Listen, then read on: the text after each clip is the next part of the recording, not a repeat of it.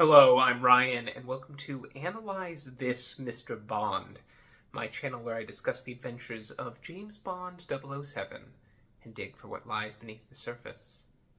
And today we are starting at the beginning.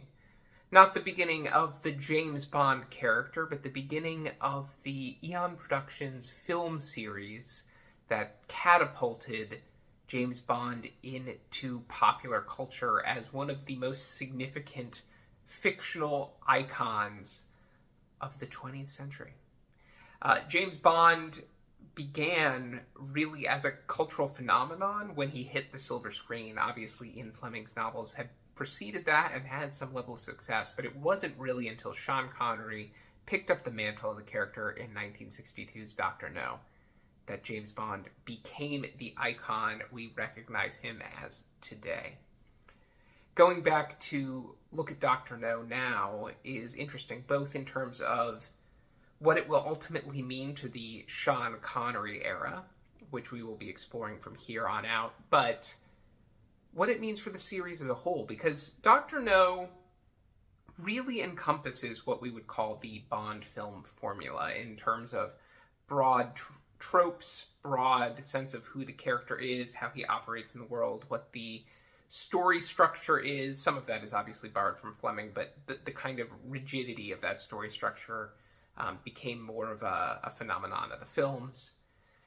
And it's all there, but it's a transitional film, really, because you feel, especially if you're familiar with British cinema of that period, the sense in which the Bond DNA is encompassed in a vocabulary of British genre cinema at that time. There's a characteristic dryness about Dr. No, which I think is either an acquired taste or, just a forgivable sign of the times, that it's kind of a lax, slow movie by the standards of the series. Even with From Russia with Love, the next adventure after this one, you get a lot more energy in the pacing.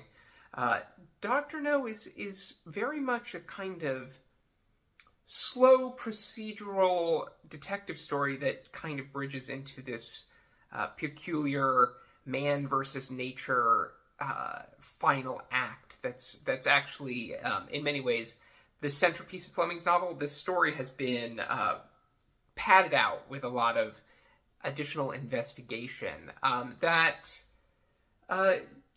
has the sense of which, it feels like it's kind of 60 minutes worth of story that's been padded out longer, or maybe it's just exploring the story in the wrong places, because I think there is a lot of just very dry and not particularly compelling investigation beats for James Bond as a character in this. I do love when James Bond plays detective, but there's things here that just don't have this sparkle and imagination that a lot of subsequent adventures will have in terms of how Bond investigates, where he's doing that investigation. Scenes like Bond,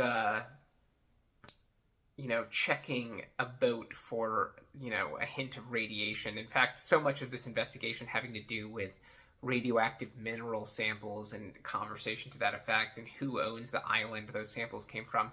It's very dry by the standards of the series, and I want to absolve Fleming of any responsibility there, because Fleming's novel tends to move much more quickly than the film actually does. So a lot of that stuff just kind of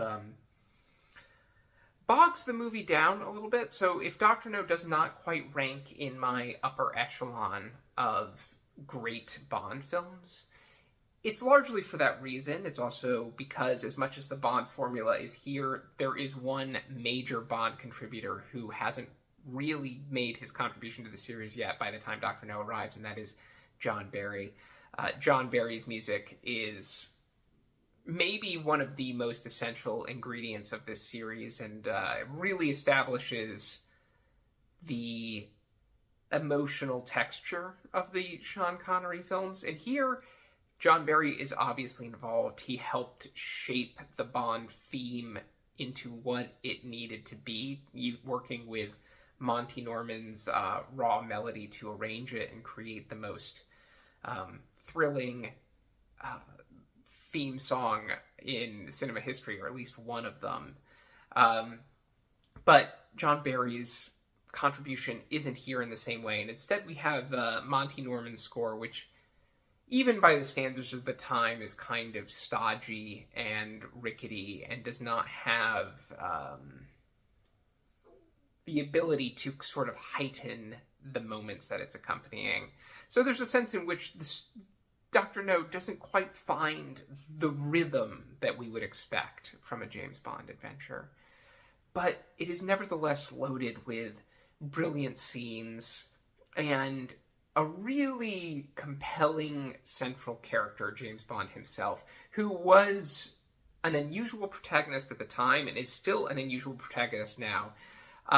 I think broadly, as I start to lay out my unified theory of the Sean Connery era, there's a sense in which Sean Connery's Bond, even today, even after Timothy Dalton and Daniel Craig and all of his successors, is truly the most ruthless of the James Bond portrayals.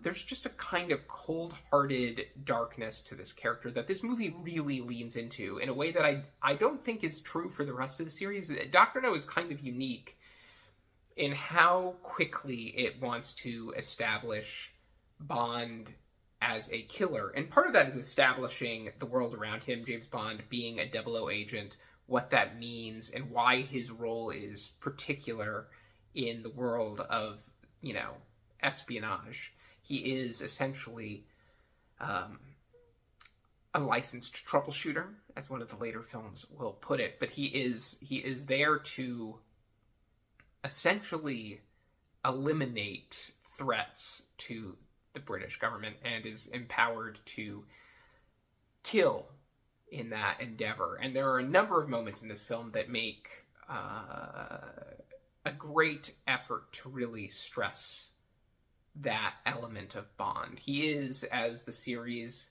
has called him, a blunt instrument.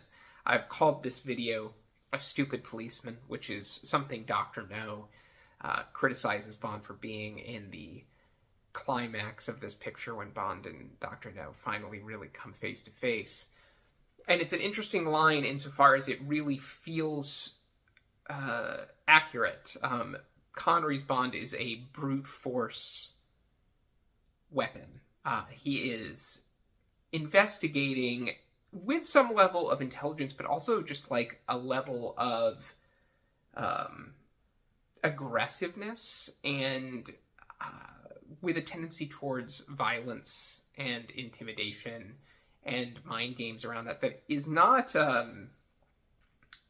he's not a chess player. He's really kind of like barreling his way into a new situation, creating a mess, and then figuring and improvising his way out of it, which is something that is generally true of James Bond as a character on the whole. James Bond is not a mastermind. He is a guy who is going to go into a situation, kind of ruffle things up and look under some rocks and then figure his way through it. And he's particularly skilled at improvising his way out of tough situations. But that's kind of the James Bond character, and this movie embodies that pretty well.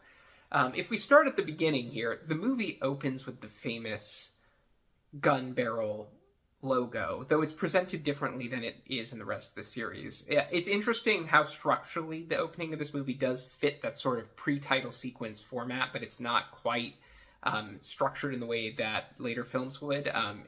You have the opening gun barrel, you have the title sequence there, and then you kind of have what would have been the pre-title sequence after that with the murder of Strangways, right up to effectively, again, another title card when they pull out the Dr. No file from Strangway's file cabinet and you get that shot of it. That feels like, the big moment that in later Bond movies would have like seamlessly led right into the title sequence or something like that. But here the title sequence comes up front, and the gun barrel logo opens with this sort of uncanny sound effects. It's very uneasy. this kind of buildup of silence until the gunshot, and then the Bond theme roars out. It's the Bond theme is particularly menacing in this movie. It's almost like the euphoria of an adrenaline junkie. I often think of Bond in Connery's tenure as having a strong adrenaline junkie tendency. He's kind of always looking for that next exciting mission, and that's something true of Fleming's Bond. But Connery's Bond does not really have the more tender, introspective aspects of the Fleming character. He is just a machine, and the way that gun barrel kind of sets that up is like it's kind of preparing you for this more violent character. We kind of have gotten numb to the gun barrel logo because it's just become iconography that we expect in a Bond movie. But what it represents is kind of startling, and given the surrealism of that imagery created by Maurice Binder, it must have been really kind of startling to see that on the big screen at the time. That sort of it's kind of a bold, stylized opening for a movie, and it opens right from that into the kind of Bond theme extravaganza where the titles roll out, and then it immediately goes towards establishing the setting. Again, highlighting that these movies are escapism in the same tradition as the Fleming novels, that they are set in locations to kind of give the audience a sort of vacation trip to another location. In this case, this is the Jamaica of the very early 1960s, with all of the complexities therein and the sort of cultural dynamics of that period that will occasionally rear their head in the ways that British characters treat the Jamaican locals. It's a film of its time in the way that those dynamics are captured here, somewhat unreflectively. But the Jamaican ambiance is what leads us into it, and it's a kind of Hitchcockian sequence. So this film, for all of the complaints I can have about the many dry scenes that occur in it, it does have moments that really channel the sensationalized strangeness of a Fleming Bond story, and the opening is one of them. This idea of three blind men pretending to be blind so that they can function as an assassin, and immediately transferring their targets into a hearse is the kind of sort of darkly comic surrealism that is mingled with some genuinely, especially for the time, shocking violence that feels right out of Fleming. The tone of that whole opening sequence just feels quintessentially Ian Fleming in a way that very few sequences do in the films. It's partially just because of how it captures the era of that sense. Obviously, Fleming's novels were really written in the late 50s, early 60s, and have that distinct feeling, as opposed to the feeling the series really starts to settle into as it kind of carries beyond the mid-60s. So it has that sort of just time capsule feeling, but it just captures the vocabulary of Fleming's thriller writing, and the way that he grabbed onto sort of really sensationalized concepts that could be really really striking. He wasn't a meticulous story writer, but he was a very clever writer in the sense that he knew how to build passages around very vivid imagery and rooted his characters and scenarios in those images. And again, the Three Blind Mice introduction kind of mingles that with a little bit of Hitchcockian film grammar and gets this story off to a good start. Again, you see some of the dryness of the movie creep in the way that it presents the workings of the Secret Service. There's this kind of bridge scene with a lot of characters talking about how Strangways has gone kind of silent. It's kind of one of those filler scenes that probably would have been chopped out altogether in subsequent Bond movies, because you kind of get that same information again when you get the M briefing later in this film. But it serves as a bridge to get us to the point of Bond's introduction. And for all of the weaknesses that Dr. No as a film sometimes has, I do think Bond's introduction at the casino in Dr. No is probably the single most perfect sequence in a Bond film. This is a full-on Hitchcockian scene in many ways, recalling the ambiance of films such as To Catch a Thief and elements like that. But it is so precisely written, paced, and acted. There is no greater moment in the series than Sean Connery's first face reveal in the movie as he utters Bond, James Bond, just tossing it off the cuff with this sort of rugged darkness. What's interesting about that whole opening sequence at the casino is it's very much a seduction, where Bond is effectively volleying back and forth with Sylvia Trench. But what's really interesting about that dynamic, especially to me upon this recent rewatch, is how Connery is just, he's not really putting any investment in the game. He is just kind of like sitting back and letting Sylvia Trench come for him. Even when they start to make plans to meet up, he's so aloof and cool about it.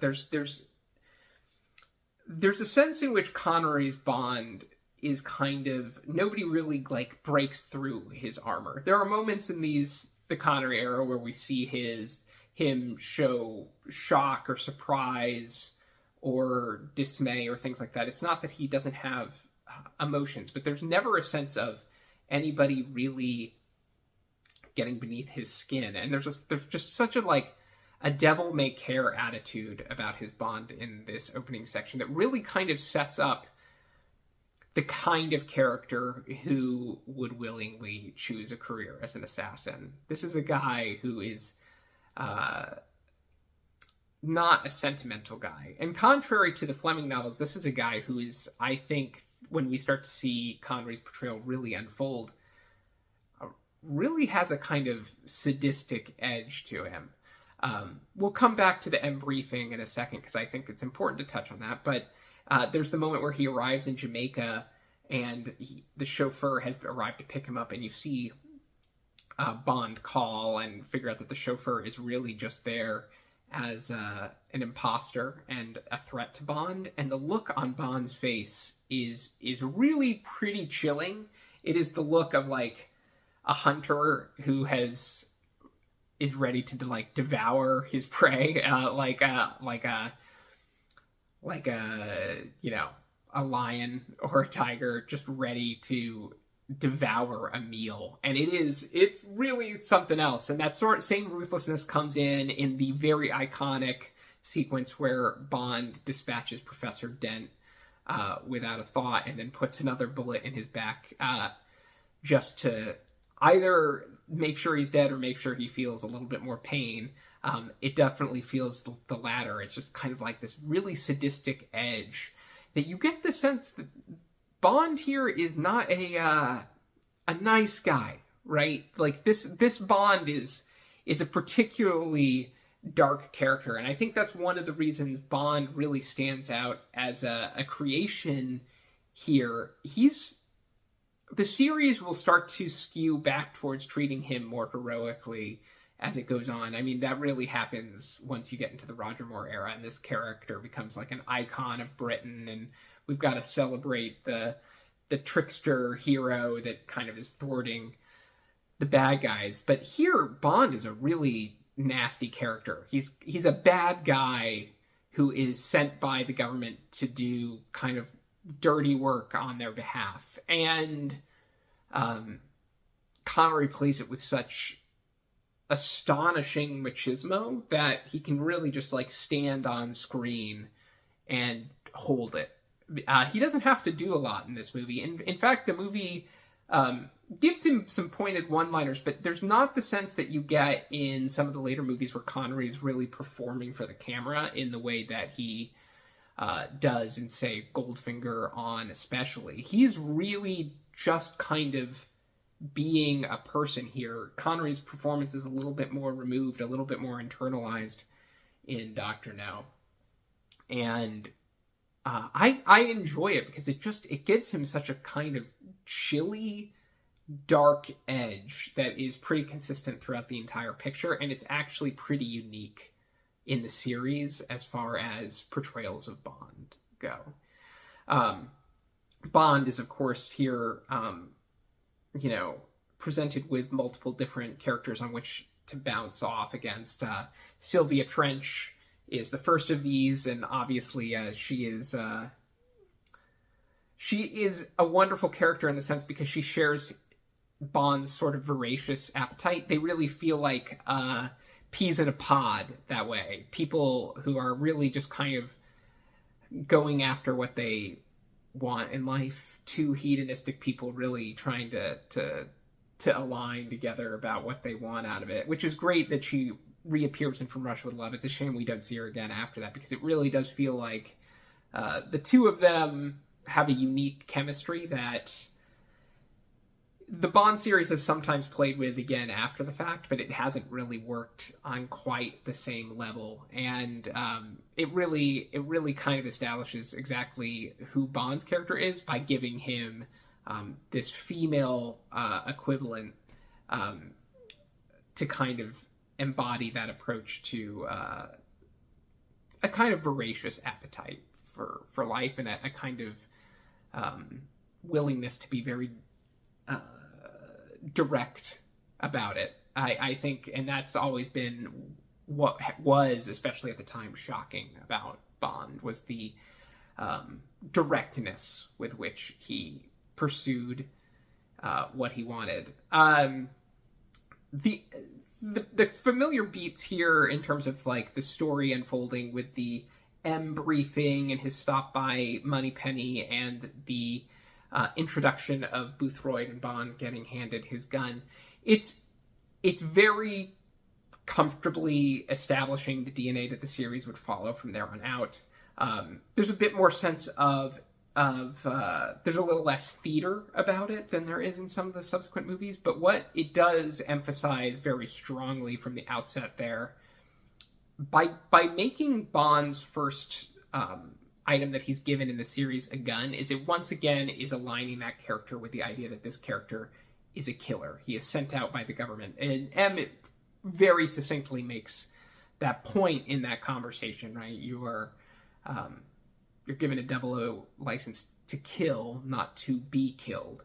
And this identification with Bond's primary tool being a gun really anchors that. And we see that gun gets some good use over the course of this movie, notably in the murder of Professor Dent, which is, again, a very ruthless scene, even by the standards of subsequent movies that have tried to have a harder edge.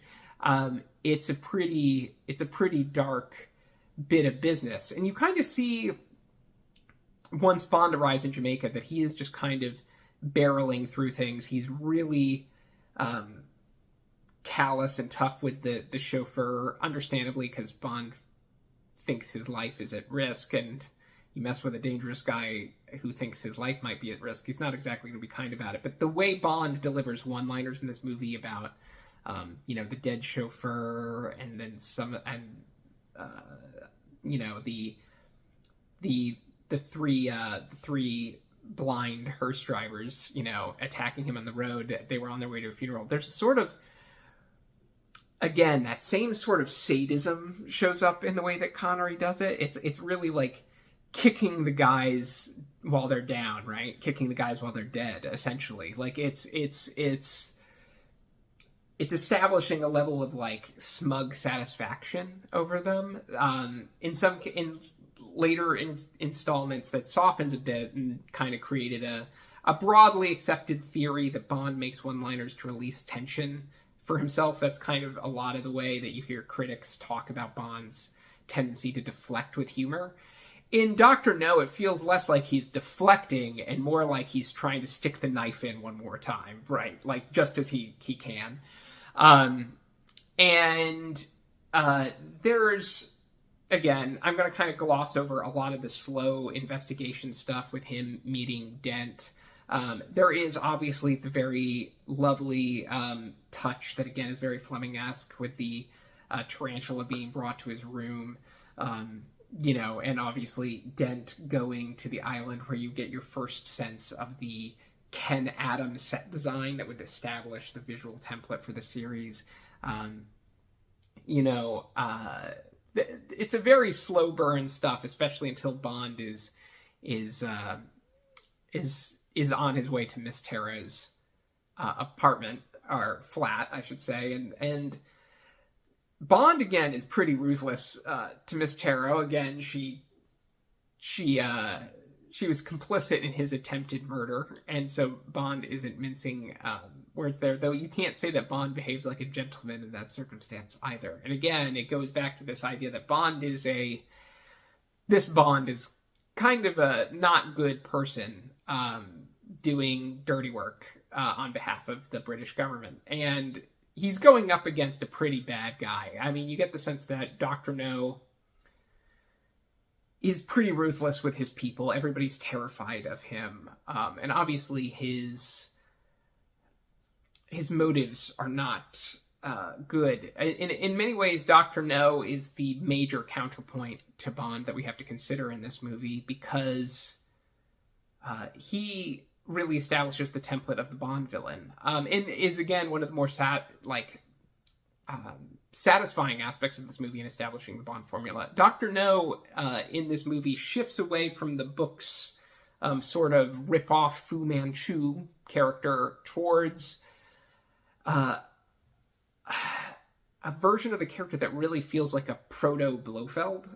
Dr. No in this movie really feels like it's seeding where they'll go with the Blofeld character. And in many ways, the versions of Blofeld that follow this movie don't do this kind of archetype as well as Dr. No does. Dr. No is a very intellectual, methodical character who contrasts with Bond in his meticulous planning, his cool, calculating nature. Bond is hot-headed, he's impulsive, he's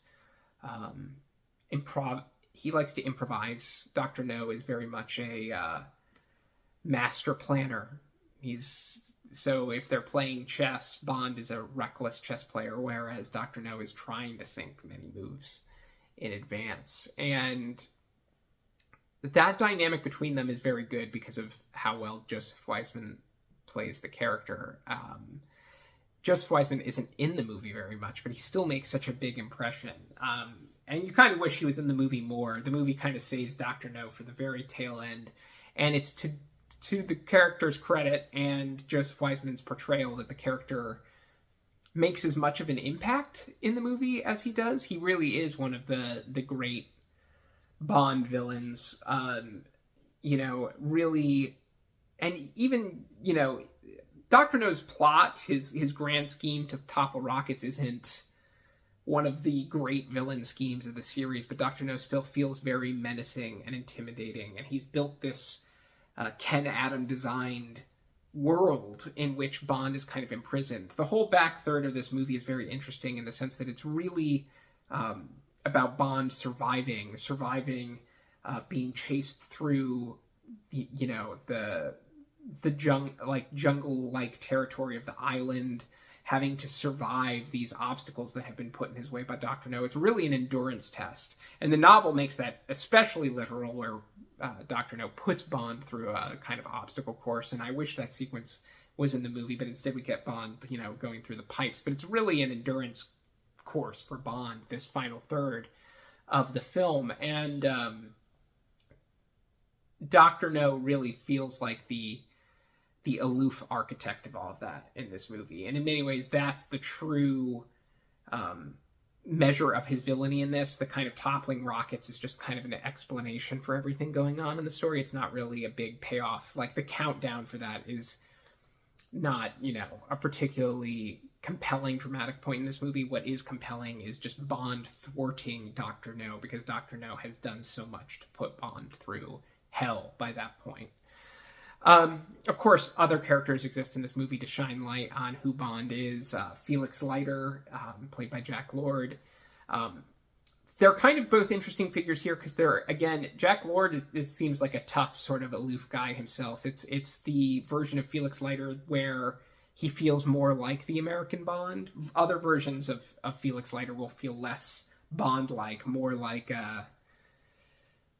I don't know, a buddy pal kind of character that can contrast with Bond a little bit. But Jack Lord really feels like the American Bond, another guy who's willing to play tough, doesn't mess around, and can recognize Bond as a peer.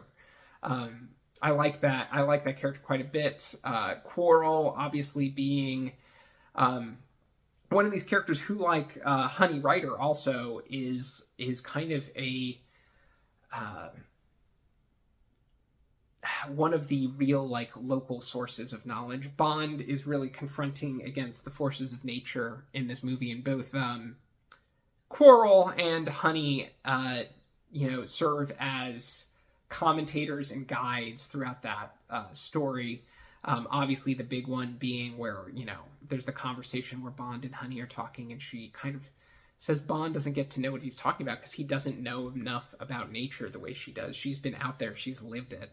Of course, Bond is ultimately proved to be right in that argument. They're talking about whether or not a dragon exists. Once again, the more British intellect somewhat triumphs over local superstition is one way you might embody that trope a little bit. But it's definitely the case that Bond is kind of dependent on their support throughout this story. Honey is a very interesting character. In the Fleming novels, you get a lot more of her really building this sort of tender relationship with Bond. Here, Bond is mostly kind of bemused by her. Connery's Bond is typically pretty condescending in his attitude towards women, but there's the wonderful scene here where Honey gets to explain, where she killed the guy, and Bond is like, well, it wouldn't do to make a habit of it. He almost looks offended by it. It's a kind of great moment that shows how tough and independent Honey has been on her own. Again, in the book, you get a much more sensitive picture of her character. I think she's a much more dynamic character in the novel because she feels a little bit more fleshed out with Fleming's typically more sentimental attitude about women in distress with, emotional and psychological wounds. But she certainly makes an impression here. Obviously, the moment where she emerges from the surf is probably the single most iconic introduction of any Bond girl in the series, and it's hard to top because the visuals of that are so clean and so pure, right? Cinematic iconography kind of trumps over a lot of writing in a lot of ways, and the iconography of Honey Rider appearing on the beach for the first time is just one of the most iconic visual moments of the series. The writing in that scene actually kind of is on a significantly lesser tier than the imagery of it. The dialogue is fine about, looking for shells and the mango tree song and all that. It works perfectly well, but that the visuals of that scene, and in many ways the visuals of the character of Honey Rider, surpass the actual writing of the character. It's a triumph of iconography, and that's generally true of the Bond series on the whole. A lot of the great Bond moments are Bond moments that are more about visual power than they are about sophisticated dialogue and character dynamics. Bond triumphs over his foes and nature by the time Dr. No has concluded. It has been a successful tour for him, and we get the close where Bond gets to romance the girl as in kind of a victory lap. It really kind of establishes the trope that the series will follow relatively consistently up until modern times, that Bond gets that sort of celebratory victory lap at the end. And it's interesting, that kind of occurs in Fleming, but not terribly, not with the same consistency of the movies. You really see the way that Dr. No starts to establish a template that subsequent movies will follow. Connery here, if anything, the movies have a habit of putting Connery's Bond through the ringer physically in a way that isn't always true of subsequent Bonds, where like he's just kind of like worn out by the end. And I appreciate that because it just kind of fits with the ruggedness of Connery's character. There's a sense in which, you know, there's something satisfying about watching Connery being such the tough guy that he is, being kind of like put through the ringer, put through that endurance test. It's something that I don't think the Bond movies have really done enough. I kind of really wished that, you know, in something like No Time to Die, they had the opportunity to do something like having Safin put Bond through a really rough obstacle course and survive it, especially like building off of the Garden of Death. If you know Fleming, they could have had this opportunity to combine the Garden of Death idea with Dr. No's like endurance course kind of concepts and pull them together to create a really spectacular endurance test for Bond. I think that kind of stuff is actually very satisfying. It's certainly part of these adventure story tropes that Fleming was building off of. You notice that in the Fleming novels, Bond really, even more so than the movies, tends to come out like pretty damaged by the time the stories wrap. And I appreciate in this arc that Bond is, being the kind of dark force of nature that he is, that this becomes a story in which he is just really, it's a story of brawn over intelligence in the end. That's kind of Bond's victory over Dr. No. And it kind of establishes a decent template for who the character would be, though obviously that's going to get nuanced a bit when we talk about From Russia with Love, which is a little bit more about intricate espionage games, and we get to see Bond employ his intellect a little bit more, which is actually probably one reason the story of From Russia with Love is a little bit more engaging than the story of Dr. No. But let me know what you think about Dr. No. Let me know what you think about Bond's portrayal in this film. Do you find it as dark and compelling as I do? You know, do you find Dr. No a little bit more exciting than I do? Because I do find it a bit dry at the best of times. So let me know what you think of it, and I will catch you in the next one.